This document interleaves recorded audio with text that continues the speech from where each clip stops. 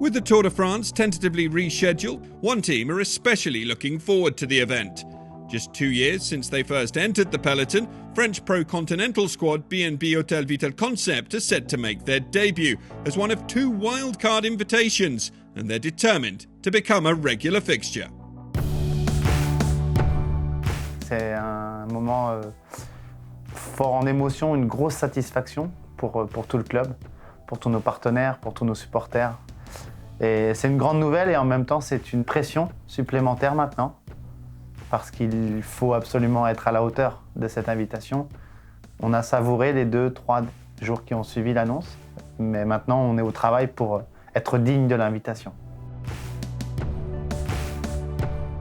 Le process il passe par la performance et la performance.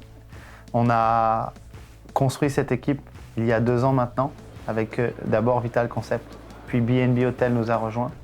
Nous sommes maintenant BNB Hotel Vital Concept, mais il ne faut pas oublier que dès le départ, il y a eu des coureurs qui sont venus, qui m'ont fait confiance, et notamment Brian Coquard, qui est arrivé dans cette équipe il y a 2 ans. Il a été performant d'année en année. On a commencé avec une équipe moyenne, certains la qualifiaient de petite, et puis l'an dernier, on a commencé à monter en puissance sur le sport. On a fait une belle saison, malgré les ennuis de santé des coureurs. Et le projet, l'équipe, le club prend de l'importance dans le milieu du cyclisme. La marque Men in Glass est en train de s'installer. Nos couleurs sont reconnaissables. Notre savoir-faire est reconnu. Et c'est ce qui a permis à l'équipe, au club et à moi-même d'aller rencontrer les organisateurs de cette course ASO et de leur expliquer que maintenant on était prêts. Mais le déclic et la solution finale, la décision finale, elle vient couronner du travail et du travail et du travail. Pas plus que ça. On ne peut pas vendre autre chose que des performances et une belle image. Je pense que c'est le moment. On aurait préféré y aller dès la première année au Tour de France, mais avec le recul, il faut prendre du recul un petit peu et se dire que ça fait que 3 années d'existence de l'équipe.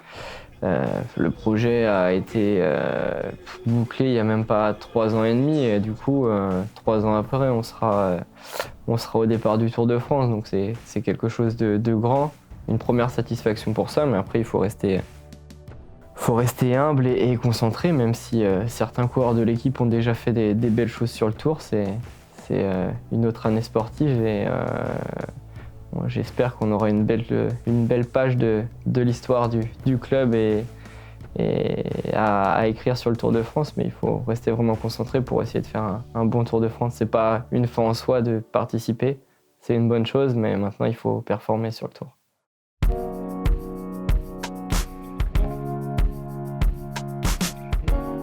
Pour aller sur le Tour, il faut des coureurs qui ont déjà fait le Tour, parce que c'est très important de connaître cette course. Des coureurs qui vont savoir supporter la pression. Et il faut aussi 8 coureurs de très haut niveau, parce que d'aller sur le Tour, c'est une chose, d'y performer, c'en est une autre. Et c'est une course qui ne pardonne pas si on n'est pas à 100% et qui ne pardonne pas si on n'a pas le niveau de la course. Je prends souvent l'exemple des grandes traversées, des courses à la voile. On ne part pas sur le vent des globes si on n'a pas déjà beaucoup d'expérience, parce que sinon, on prend beaucoup de risques. Alors les marins prennent des risques pour leur vie, ce ne sera pas le cas des coureurs pour le Tour, mais en tout cas pour leur carrière et pour leur saison, parce que le Tour de France ne pardonnera pas les coureurs qui arriveront sans expérience et sans conditions. Alongside Coquard, the second crucial piece in the team's grand plans is another homegrown favourite, Pierre Rolland. Signed ahead of the 2019 season, the former Cannondale rider boasts a wealth of Tour experience and an admitted love affair with la Grande Boucle. Le Tour, c'est tout pour un cycliste, j'ai envie de dire. C'est le but quand on est cycliste, quand on passe professionnel, c'est de faire le Tour de France. C'est aussi être professionnel. Quand on te demande quand tu dis que tu fais du vélo, que tu es professionnel, on te demande tout de suite est-ce que tu fais le Tour. La deuxième question, c'est souvent est-ce que tu fais Paris-Roubaix, mais d'abord, est-ce que tu fais le Tour. C'est le plus bel événement. Pour le vélo, c'est le 3e événement aussi sportif au monde. C'est quelque chose de grand, d'immense. Et voilà, c'est quelque chose qui construit une carrière. Les plus belles histoires s'écrivent sur le Tour. J'ai une grande expérience, j'ai participé à 10 tours que j'ai terminé 10. Voilà, j'ai gagné des étapes, j'ai connu des émotions extraordinaires, j'ai connu des moments difficiles, avec des chutes, avec des maillots à poids qui m'échappent le dernier jour dans la dernière montée, des choses humainement différentes, mais c'est vraiment des émotions que le sport peut nous offrir.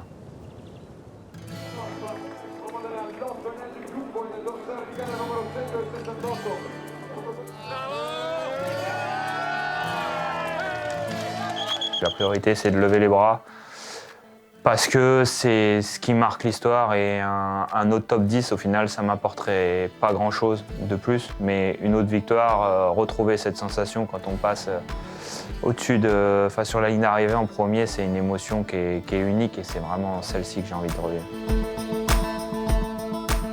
On a une équipe qui est faite pour ce tour, d'autant plus que le Tour de France 2020 va être très difficile, avec beaucoup d'étapes pour les courageux, pour les gens qui aiment aller de l'avant, pour s'immiscer dans des échappées au long cours, pour un cyclisme d'attaque, un cyclisme d'offensive. Et Pierre, Arthur, Cyril Gauthier, Quentin Paché sont des coureurs qui aiment ce genre de cyclisme-là.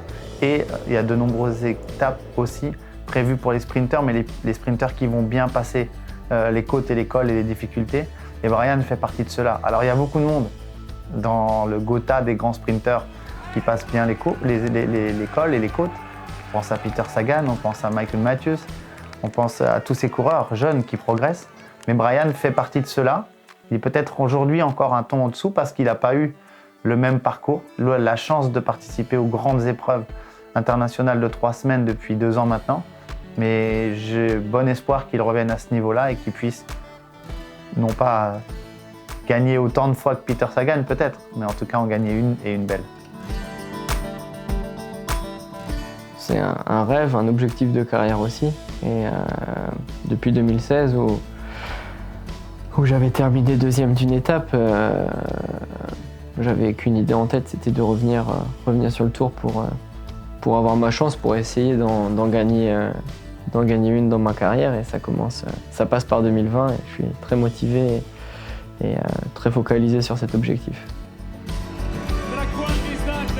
Aiming to help Kokar achieve his dream will be former Belgian national road race champion Jens de Buskere, the team's star off-season signing and an accomplished lead-out man. The classics are special, but the Tour is the Tour and it's the biggest thing in cycling and everything gets noticed in the Tour de France, so you can't really compare it. If the team could take a stage win, even it's in the mountains with Pierre or somebody else, or in a breakaway, sprint with Brian, this would be the biggest thing I think they've ever seen. And I had a few wins in the team with André Greipel, and what you see then is bigger than any other victory in any other race. I think it's the highest thing. It's also the highest point a French team, for sure, a French team can achieve, and to achieve already going to Tour de France and then winning a stage would make everything. I think would make the whole year brilliant for the team.